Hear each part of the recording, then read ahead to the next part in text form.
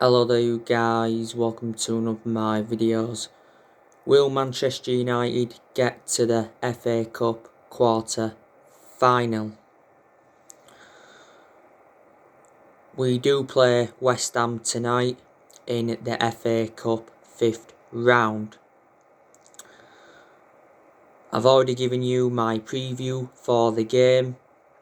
I recently gave you my reaction to Ole Gunnar Solskjaer's press conference, and I've also given you my starting 11 prediction. Now, the FA Cup is certainly a priority for Manchester United because it is a chance of us getting a trophy on the board. The Europa League is also a priority for us.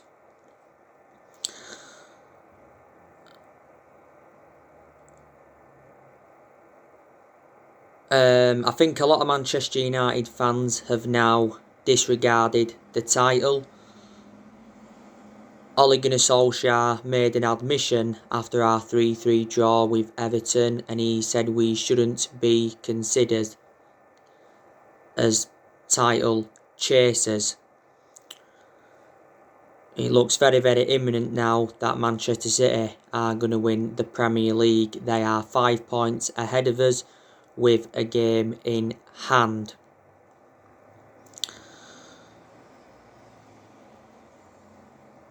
But Solskjaer didn't really mention the title race until after the Everton game. You know, he was basically just taking one game at a time. I think we'll win another Premier League title at some point, maybe next season, maybe the next couple of seasons. We haven't won the Premier League since 2013, so we haven't won it now for like 8 years. By the way, we have got a good home record in the FA Cup, like I mentioned on the preview. The last time we lost at Old Trafford in the FA Cup was to Swansea back in 2015. The last time we played West Ham in the FA Cup was back in 2016. We're beating them 2-1 in the quarter-finals. We are the second most successful team in FA Cup history. We have won 12 FA Cups. The last time we won it was back in 2016 under the Louis van Gaal era. We got to the FA Cup semi-final last season. We did lose 3-1 to Chelsea. We beaten West Ham in the league earlier on this season 3-1. We come from behind in that game. We progressed to the fifth round of the FA Cup by beating Watford in the third round 1-0, and we beat Liverpool in the fourth round 3-2. West Ham progressed to the fifth round of the FA Cup by beating Stockport in the third round, and they beat Doncaster in the fourth round. West Ham have won the FA Cup 3 times. The last time they won it was 41 years ago. So yeah, tonight David Moyes is going to be reuniting with Manchester United. Don't forget, we had David Moyes for 10 months. He enjoyed the shortest tenure at the club. We finished 7th under the David Moyes era. That's the lowest we've finished in the Premier League era. But to David Moyes' credit, he's doing very well in his second spell with West Ham. He's brought quite a few players in. Obviously brought that Souček in. He's made a fantastic impact at West Ham. Souček did get sent off in West Ham's draw with Fulham recently. Moyes also brought Vladimir Coufal in. Brought Frederick Ibsen in. Brought Craig Dawson in on loan. He also brought Benrahma in. They did get him on loan, but earlier on this year they got him permanently. West Ham recently brought Jesse Lingard in on loan. Jesse Lingard did score twice in his debut for West Ham in their 3-1 win against Aston Villa not so long ago. I think West Ham could actually get Jesse Lingard permanently. Jesse Lingard won't be able to play tonight because it's his parent club.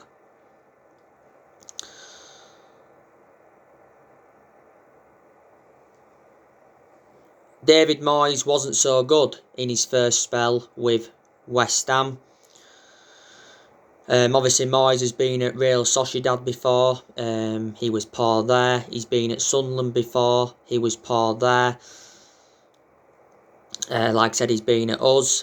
Before us he was at Everton, he endured like 11 years with Everton, and before Everton he was at Preston. But West Ham, like I said, are enjoying a good season. They're certainly exceeding expectations. There is actually a chance that West Ham could finish in the top 4, but I don't see it happening.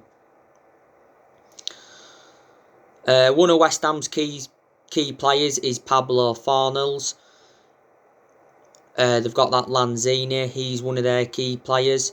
They've got that Mikel Antonio, he's one of their key players. They've got that Jared Bowen. Mark Noble's still at West Ham. He's been at West Ham for several years. They've also got Declan Rice, who I do rate a lot. We've been interested in Declan Rice. Now, earlier on this season, it said from ESPN that we was set to rival Chelsea for Declan Rice. And it did mention that West Ham were considering lowering their asking price for Declan Rice to 50 million, but West Ham initially valued Declan Rice at £80 million. Declan Rice is a very good player. He breaks up the play well. He's well proven in the Premier League. He's predominantly a holding midfielder, but he can also be deployed as a centre-half. Declan Rice has been at West Ham for a while now. He's got a contract with West Ham until 2024.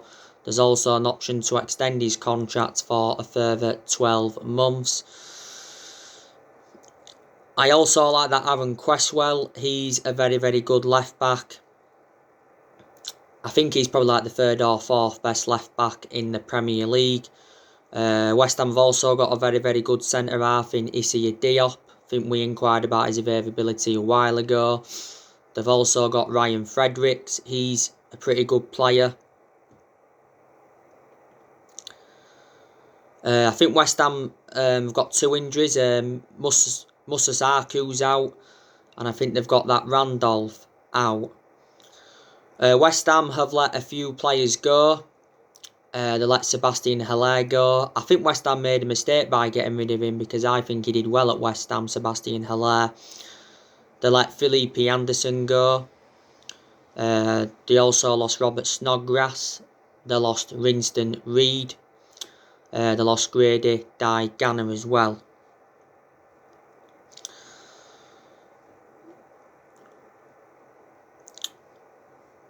But like I say, Solskjaer will make some changes tonight from the 3-3 draw with Everton recently.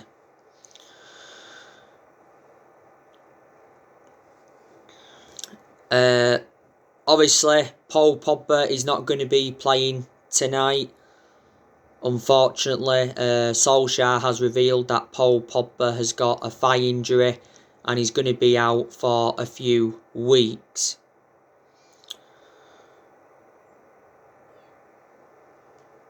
Paul Pogba's performances have been very, very good in recent months. Paul Pogba got voted Player of the Month for January, reflecting on that fantastic goal he scored in our 2-1 win against Fulham. Earlier on in the season, don't forget, Paul Pogba had an ankle injury and he was out for the vast majority of last season with an ankle injury. We recently held talks with Paul Pogba regarding his future.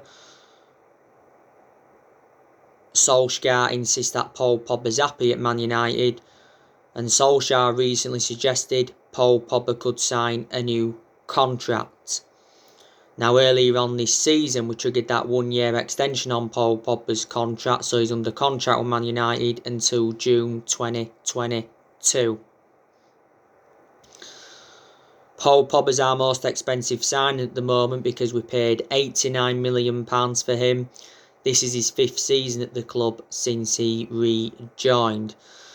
Now, it said last month that Paul Pogba was considering making a U-turn at the club, and that means staying at Man United. And he contradicted his agent, Mino Raiola, for the second time. Paul Pogba's future is on hold until the end of the season. Don't forget, Mino Raiola made an announcement back in December saying that his client's career at Man United is over. He said he's unhappy and he has to leave, and he's got no intentions of signing a new contract. Solskjaer was furious with Mino Raiola's announcement because it was just before the game against RB Leipzig in the Champions League. Paul Pogba's brother Matthias recently gave us an update on Paul Pogba's future, and he said that Paul Pogba could leave for nothing in 2022. So he's actually advised us to sell him during the summer if we are to get the money. He also mentioned that Paul Pogba's got no intentions of signing a new contract. Fabrizio Romano recently gave us an update on Paul Pogba's future, and he said that Paul Pogba's transfer away from Man United is still on the cards. He says Mino Raiola has been planning a move for Paul Pogba next summer. He has had a long-running transfer saga though in recent weeks, and that he's been linked with PSG. There's been narratives of him possibly going back to Juventus, and he's been relentlessly linked with a move to Real Madrid. And when we have been playing him a few times, we've been putting him in more of an advanced role. If we are to sell him in the summer, I think we want around £75 million. It also said, by the way, that Eric Bailly is a doubt for this game tonight. I want Bailly to play though, because I certainly prefer Eric Bailly to Victor Lindelof. You know, Bailly is a good centre-half. He shows that ability to play out from the back. He's very effective in the air. He intercepts the ball well. He's just too injury prone.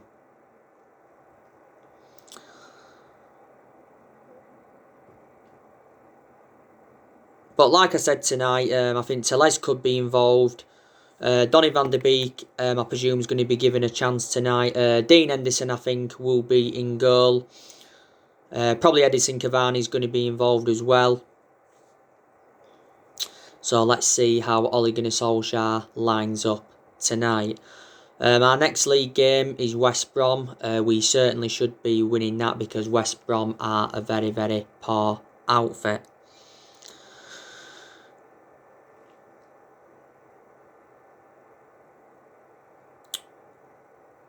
You saw my video that I did earlier on today. It was about Ole Gunnar Solskjaer. It does say that we will offer Ole Gunnar Solskjaer a new 2-year deal on one condition: if we qualify for the Champions League. And it says we will increase his wages to take his annual salary to around 6 million before bonuses. But yeah, we will wait until the end of the season to begin contract talks with Ole Gunnar Solskjaer. I think he does deserve a new contract. He's got around 16 months left on his current contract. When we give Solskjaer the job permanently back in March 2019, he signed a 3-year contract. But I think Ole Gunnar Solskjaer has made very, very good progress at Man United.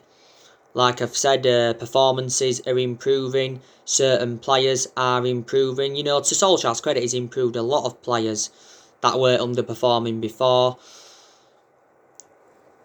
We've been very, very good away from home. We haven't lost away from home in the Premier League for over a year. We are unbeaten in our last 18 Premier League away games. We haven't been as good at home though as we have been away.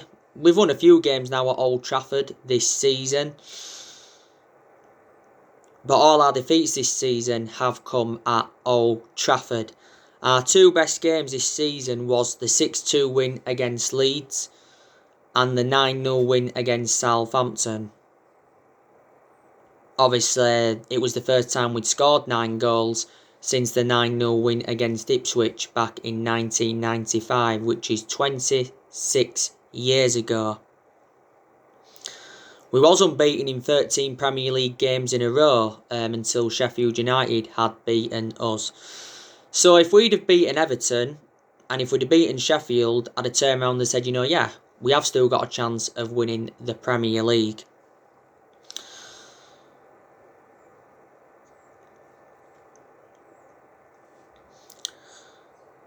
But, with what I've seen in that, in recent months, I've been saying to you, Ole Gunnar Solskjaer is bringing the old Man United back. We've come from behind in a lot of games this season. We used to do that under the Sir Alex Ferguson era. So we have been getting glimpses of the Sir Alex Ferguson era.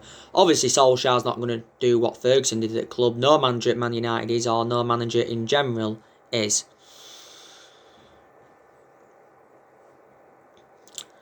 But I'm kind of sure Ole Gunnar Solskjaer is going to be given at least another season at the football club. That will be his third full season. This is his second full season at the moment. But I think for us to be genuine title contenders, we need to make more signings, like I've already said. We've got to start beating the top 6 in the Premier League because we have struggled against the top 6 sides in the Premier League this season. But Solskjaer knows how imperative it is to get his first trophy on the board as Man United manager. We haven't won a trophy now for 4 years, and obviously a club of our stature need to be winning trophies.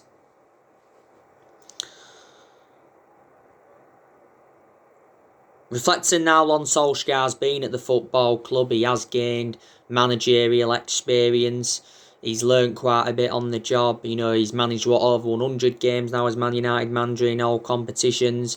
That game against Everton recently was his 100th Premier League game as a manager.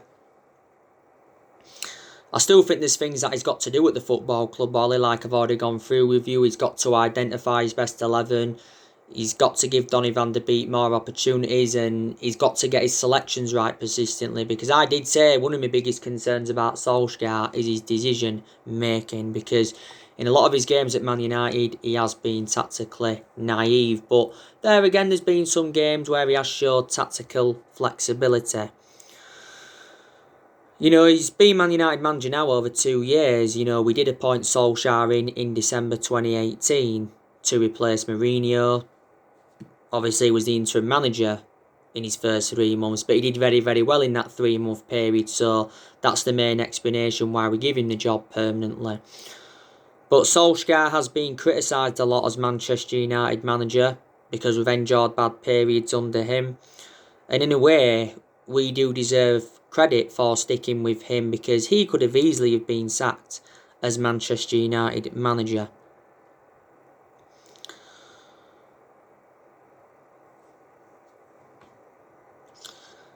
But I think this year's summer transfer window is very, very important for Man United, because we need to make signings. Now, Solskjaer did say recently that our summer transfer plans could be affected by the coronavirus pandemic. But despite the pandemic, I still think we're going to make maybe 2, 3, 4 signings. And I've given you the 3 areas where I think we need to strengthen up. I think we need a striker, we need a midfielder, and we also need a centre-half. Ed Woodward's got to back him in the summer transfer window, because I don't think Solskjaer's been backed enough so far as Man United manager. You know, Solskjaer has endured 4 transfer windows as permanent Man United manager. And Woodward has come out several times to support Solskjaer, and Woodward's promised Solskjaer towards the end of last year that he will back him with a long-term plan centred around summer transfer windows. The board has been one of the biggest problems at the club for several years. You know, reflecting now poor our recruitment policy's been, we've overpaid for players, and the board haven't backed any of the managers enough since Ferguson. Woodward's been at the club since 2012, and the Glazers have been at the football club since 2005. But yeah, Solskjaer did say, didn't he, a few times during the January transfer window that he wasn't expecting any signings. We only saw one arrival, and that was Amad Diallo Traore. I don't think it'll be too long now until we see Amad Diallo Traore in the first team squad. He's already made 2 appearances for the under-23s. We got Amad Diallo Traore in a deal worth £37 million with add-ons included. We paid £19 million up front. But yeah, it was a disappointing January transfer window. To all his credit as well, he's got rid of a lot of the deadwood since he came in. We saw a few players leave in the January transfer window. We obviously let Jesse Lingard go out on loan to West Ham. We let Tiedemann Mengi go.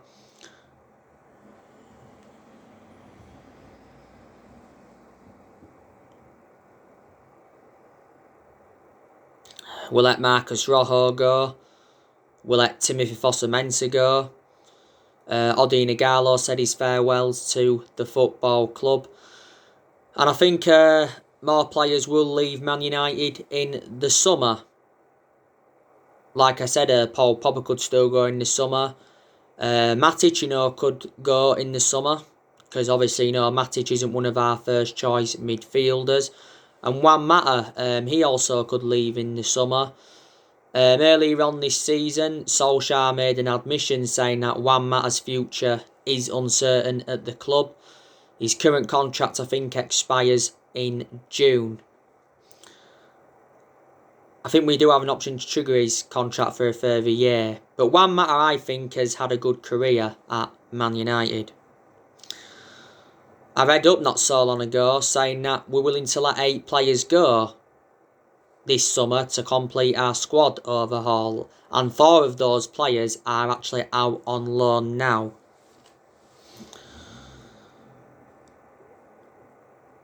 Solskjaer said we've improved quicker than we expected. Earlier on this season, he got us to the EFL Cup semi-final. He's got us to the FA Cup 5th round. Solskjaer did well last season in his first full season, got us qualification for the Champions League, got us 3rd, and he guided us to 3 semi-finals. And Solskjaer's made good signings as Man United manager. He has spent over £200 million at the club.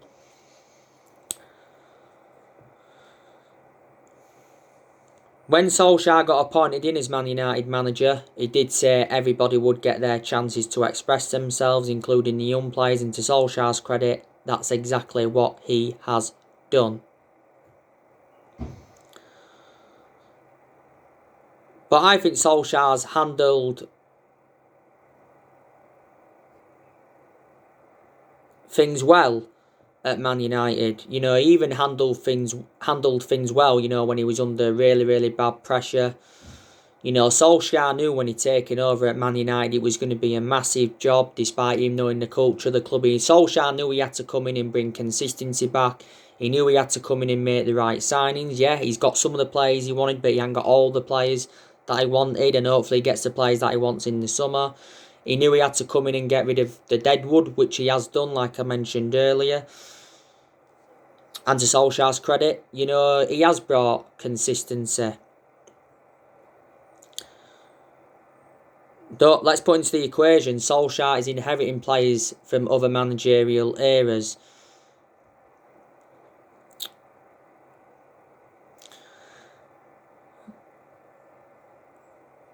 But like I've said, I think these are players that are really improving at Man United. You know, Luke Shaw, he's really improving. He's getting forward well. He's getting into good positions. He's putting good crosses into the box.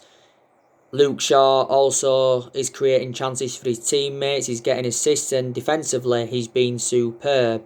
Luke Shaw does remain our first choice left back despite the arrival of Alex Telles last summer. Luke Shaw's had a good career at Man United. He's been with us now over 6 years. We got him in a deal worth £30 million from Southampton back in 2014. I think Eric Bailly's improved. I think he's very good. 2 injury prone, like I mentioned earlier. And Wan-Bissaka, aspects of his game are really improving. You know, he's getting forward a lot more now recently. He's taking players on at the edge of the box. He's crossing the ball well. He's always been defensively superb as Wan-Bissaka. This is Wan-Bissaka's second season at Man United. Full season, that is. I think Dean Henderson has done well in the games he's played in this season. And I think Dean Henderson should be our number one. He won't be our number one yet.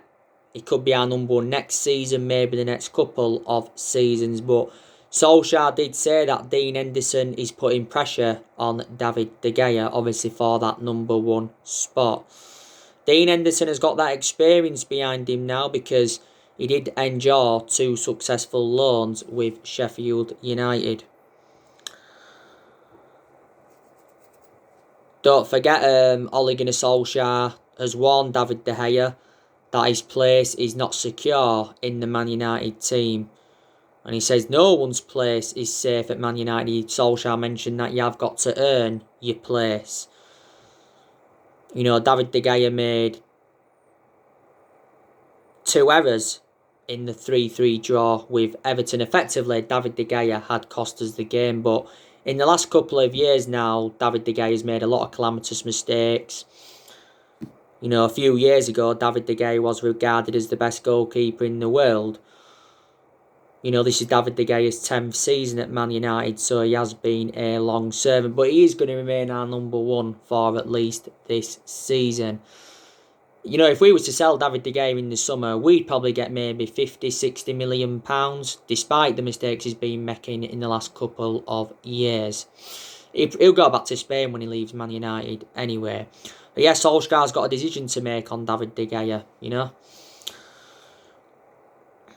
Like I said, I think Fred's really improving as a Man United player. I think he's showing good attacking intent.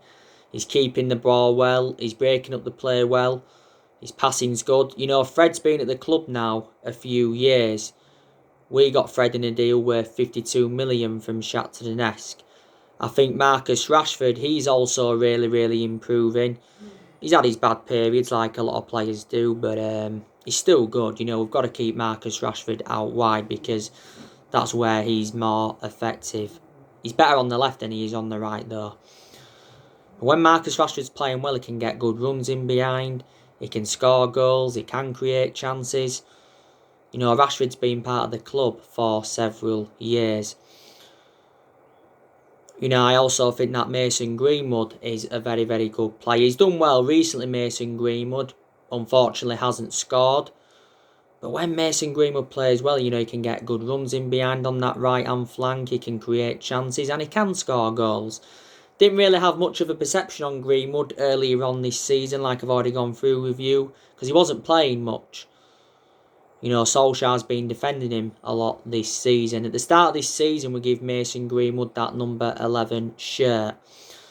Obviously, Edison Cavani has made a fantastic impact. You know, Edison Cavani holds up the play well. His movement in and around the box is good. He creates chances and he also scores goals. And I can assure that Edison Cavani will see out his contract at Man United. We got him on a free, didn't we? He signed a 1-year contract with Man United with an option of a 2nd year. Currently wears that number 7 shirt.